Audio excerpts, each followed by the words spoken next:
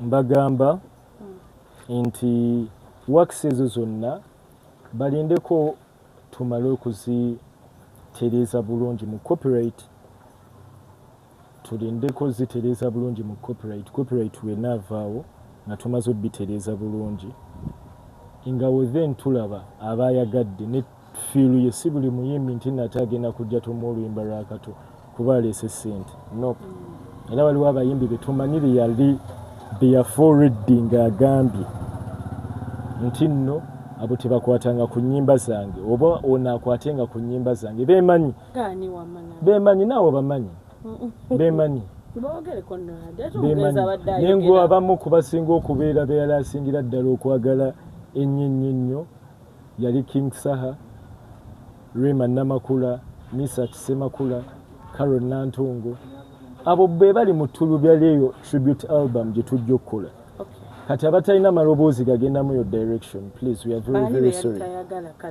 Gwe mikono gino woogiraba olaba girabuga face yaani. Gwe olaba face, omanyi face bazibumba bwe bati. So gwe olaba face n'emikono gino, gwe olaba face yaani yo gye tulaga abatamanyi kuyimba. Tubulire wa Conrad. Kikulekedde. You are a journalist. Lil Pazo. Pazo singa wazze n'olaba abaana oluyimba engeri gye baaluyimbyemu naawe n'olaba bye wayimba. Wandibadde muganda wange, my brother. Wandibadde odduka ekikumi. Kubanga baakula anyway, Pazo wagamba ebigambo si bibyo. Nye baaku humiliating nnyo. Baana kyabo. Abaana abayimbye ekirabo ebiiso wano ekiro tewabaddewo zayo kema begolabe bamihumiliating nnyo bambi bamulaze nti tamanyi vocal progressions, tamanyi chords, tamanyi tonation. Ali just flat. Ali just flat. Banzalira mu ndongo 1998 ogwo guba mululu sebye bulungi nyaba soko olamuze kabaka wano tusooka kulamuza kabaka Ssaabasajja kabaka awangaali awangaali nnyo nyaba awo kati tusobola otandika okwogera temukasalamu kuba muyinza okukasalamu Conrad abalabi bagala okumanya amannya go kati mu butongole oba mu bujjuvu gwani essaawa eno. Nze Ssaabwe Conrad Lubwama. Mutabani w'omugenzi Kato Lubwama. Ebitiibwa bye byonna mu bujjuvu bituwe kati bingi nnyo bamuyinza okumpita dodo viiko muyinza okumpita bakuntawaanyiza ki so gwasalawo ki kyemuba mwagala okumpita ne tusimbula ebitiibwa munnange kati nga wobiwulidde nnyabo byebitiibwa ebimpiiriddwa olunaku lwa leero abakulu b'ekika b'effumbi ng'era abamu ku babaddewo bikakasa y'omu ku bantu owekitiibwa Charles Peter Mayiga eddodo viiko bakuntawaanyiza ki Dibya kuba kati nsikidde omuzannyi so emba nsikidde omuzannyi n'ebyetiibwa bwe ebyomuzannyo bijjirako. Obadde otugamba abamu ku babaddewo nga ba witnesses ng'ebitiibwa bino bikugonnomebwako. Yes, wabaddewo owekitiibwa avudde mu kabinenti y'Obwakabaka azze okulaba nga since owekitiibwa Charles Peter Mayiga tyasobodde ebbeerawo so gwe baweereza. Wabaddewo ne Honorable Nsereko, wabaddewo ba Honorable Geoffrey Lutaya, Honorable Kayemba, Honorable Hildaman, Honorable Nsereko Muhammad, Mwami Abe Mukiibi, abantu bangi, Mwami Senkubuge. Yep. Conrad, tukulabanga oli mwana muto ge mazima naye entebe gye bakutisse nene nnyo. Omwami Kato Lubwama bw'omwogerako muntu munene nnyo mu ggwanga nnyo, kintu kinene nnyo kwegamba okwogerako erinnya yokka nti Kato Lubwama. Entebe eno oteeseteese gitwala maaso otya oba ligasi ye? Kati ekisookera ddala omuntu yasookera ddala okumpa entebe ye bwe yali alaama ndowooza ng'era amanyi obusobozi bwange kiki nsobola okukola nekiki sitasobola kukola. Era nsuubira nti mu bbanga eribaddewo omwaka ng'ebiri emabega okuva bukyanga buuka ngezezzaako okulaba nga emirimu gye gitambula mu maaso. Gwe wennyini wajjanga 14 ku Bat Valley omwaka oguwedde 2024 n'olaba legacy concert ye. Guno omwaka tulina products zaffe ku DSTV Pearl Magic Prime. Enyimba ze ziri mu kutereezebwa mu katabo ke twayogerako abasoma Oluganda cause it's a hard process. Enyimba 15 so wabeera waziwandiika ate n'atereeza Oluganda ne muwamu omuntu atoddusoma lulungi oba siridde ate ne muzzaayo. So saagala gamba nti kyangu naye taata wange yanteekerateekera okubeera nga bw'aba taliwo mu kino ekiseera kiki tuba tulina okukolera kiki tuba tuzzaako. Okay, twawulako ku studio nti olina studio gye wakola gye mwakola gitubuulireko. Kati studio ebadde ekola emirimu bagiyita Badilisha Studios. Badilisha Studios is a production house erina ebyuma byayo ebya audio visual tukola film.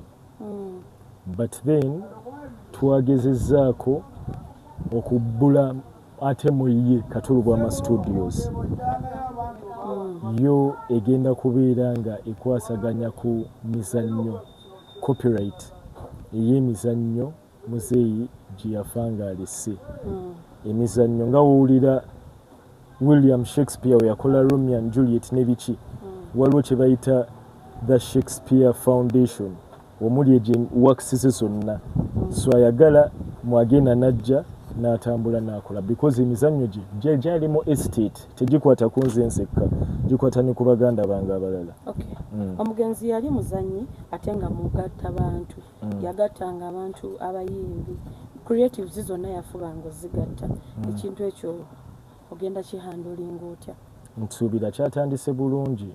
Eggulo ekiro ekyalagiddwako kyalaze nti tuli already mu nkolagana ennungi n'abayimbi abamu muswa abayimbi eggulo kuba bannakatemba saagala kugamba nti babaddewo fine naye abayimbi presence yaabwe eggulo yabadde felt a lot okusinga aba theatre ne drama. So nsuubira nti twatandise bulungi wabanga Misat Semakula atuli emabega tetusobola ate kugamba nti nno music tumusuulewo bwe tutya ate. Omugenzi Kato Lubwama ye teyeerya mu ntama nga buli kimu akikubawo nga bwe kirina okukubibwawo. Era nga bwe yali teyeekubya mu ntama nva mu ntumbwe za taata wange byeŋŋambye era byeŋŋamba ndi musajja Muganda njagala obwakabaka bwange ne Ssaabasajja Kabaka wa Buganda. So olowooza ki ekiyinza okuntiisatiisa mu nsi muno ng'asinga okubeera n'ekitiibwa mu nsi gwe nzikiririzaamu atwagala nga Balubwama kuba asinga okubeera ekitiibwa mu nsi ye Ssaabasajja Kabaka wa Buganda yasinga ekitiibwa. So tetuli mu kutya konna anaaba atweŋŋanza obulungi nga tumusembesa ate anaaba atweŋŋanza obubi era nga tumusalira amagezi mu nkola gye yabikolangamu ebintu. Osobola okwogera ekintu nga totidde nga bwe batwaliranga abantu n'agamba gwe gundi kino gwe gundi kiri. Byebimu kubitufuula Balubwama. Byebimu kubitufuula Balubwama okubeera ng'olina character. Eyo brave character. Eri abantu bonna abagambye kibadde kibulamu Conrad yali shy, Conrad yali reserved, ayinza okuta fitting bulungi obamanyi abantu babeerawo banneseyaz abo buli wamu Conrad tasaanidde Conrad obagamba ki? Bagamba mulinde bulinzi ka sinema. Wanje? Balinde bulinzi ka sinema kyekyokka kye nnyinza obbagamba. Omugenzi abadde agala nnyo abantu nga ye agamba mbeera wali bagagga era njagala bagagga bwekiri kitya ku saidi yo. Ate nze baasukka nawo kuba ate ye bye yatusomesa amasomero gaatututtemu tuzze tukusoma n'abaana b'abajjaaji baana b'abadokita baana b'aba pilot so emikwano gyaffe emigagga ate naffe gyeyongeddeko ku mikwano gya mizeeyi emigagga. Okay, Conrad, abantu bonna abaliyo nga bateekateeka okuddamu ennyimba za muzeeyi bwe kiba nga bisaawa eno gw'omuddidde mu bigere obagamba ki? Mbagamba nti wakisi ezo zonna balindeko tumale okuzitereeza bulungi mu copyright, tulindeko zitereeza bulungi mu copyright wenaavaawo nga tumaze obitereeza bulungi nga then tulaba abayagadde ne fiiru ye si buli muyimbi nti nate agenda kujja tuma oluyimba lwa Kato kuba aleese ssente no. Era waliwo abayimbi betumanyire yali beyaforedi ng'agambye nti nno abo tebakwatanga ku nnyimba zange oba ono akwatenga ku nnyimba zange beemanyi naawe bamanyi beemanyi naye ngo abamu kubasinga okubeera beyala asingira ddala okwagala ennyo ennyo yali King Saha, Rema Namakula, Misa Kisemakula, Carol Nantongo. Abo be bali mu ttulubya lyeyo tribute album gye tujja okukola. Kati abatalina amaloboozi gagendamu yo direction, please, we are very, very sorry. Gwe emikono gino wogiraba olaba girabuga feesi yaani. Gwe olaba feesi, omanyi feesi bazibumba bwe bati. So gwe olaba feesi n'emikono gino, gwe olaba feesi yaani yo gye tulaga abatamanyi kuyimba. Tubuulire wamma Conrad. Kikulekedde. Twawulirako Lil You are a journalist. Twawulirako Lil Pazo. Pazo singa wazze n'olaba abaana oluyimba engeri gye baaluyimbyemu naawe n'olaba bye wayimba. Wandibadde muganda wange, my brother. Wandibadde odduka ekikumi. Kubanga baakulaze anyway, Pazo wagamba ebigambo si bibyo.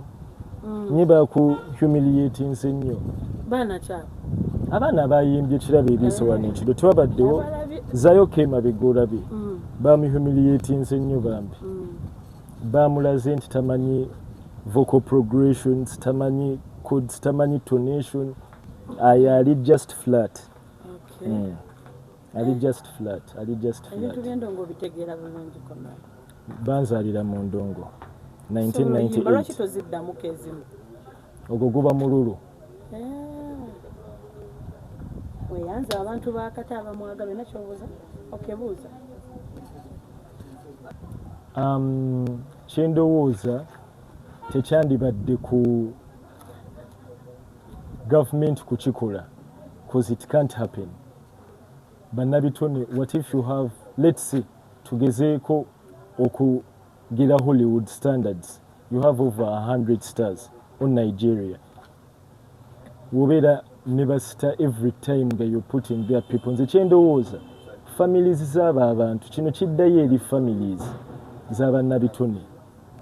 Omuntu amala obudde ng'agenda ku bizinga akuba endongo ayimba, amala obudde ng'ali mu kuzannya, waafa olw'okuba yali akolanga okuzannya oba okuyimba, omulimu gwe ne tuguvaako ne tudda ate mu kintu ekirala ne twerabira ebintu ebyo. So families z'abantu bonna bonna betufiiriddwa ab'amaanyi. Me myself, for me, I'm starting up something. Mwami John Segaye yampadde ago amagezi n'aŋŋamba Kato Lubwama tulina omukolera museum. Era ku studios ezo eza wansi wajja beerawo museum, waggulu tuteekeyo editing spaces ne shooting spaces, naye nga museum ekoleddwa. Maybe what we can do, tuyinza kugamba nti tuteekamu ebintu by'abo ba artist abazze batufaako nga Martina Ngumi, nga Nabiryo, nga ba Serumaga, abo abantu bonna Byron Kawadwa, ne tufuna ebintu byabwe eby'amaanyi ebiboogerako bwe tuba tusobola okubateeka. That's something that we can push for. A museum is much better. A museum entails ebintu obulamu bw'omuntu.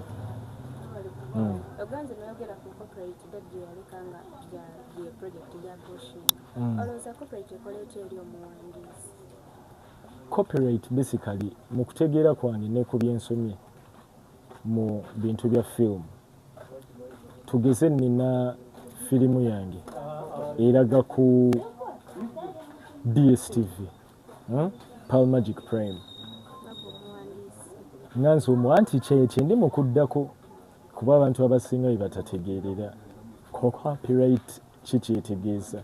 It is just omuntu ono abazze okukozesa wax zo literal wax zo omufunyeeko otya ssente obutatwala bwongo obwo bukozesa ye n'agaggawala nga ggwe tobufunyeemu. Kitegeeza nti nno omuntu ne waba agenda kutwala a script ey'omuzannyo oba script ey'oluyimba ng'agenda kuddamu dimintiriya ono watuukira okumuddamu abeera ategedde nti nno ebimu ku bintu by'aba agenda okufuna oli yaluwandiika ssente ne ownership eyo obutanyumunguza mu bintu buli kadde ng'onyumunguza mu bintu.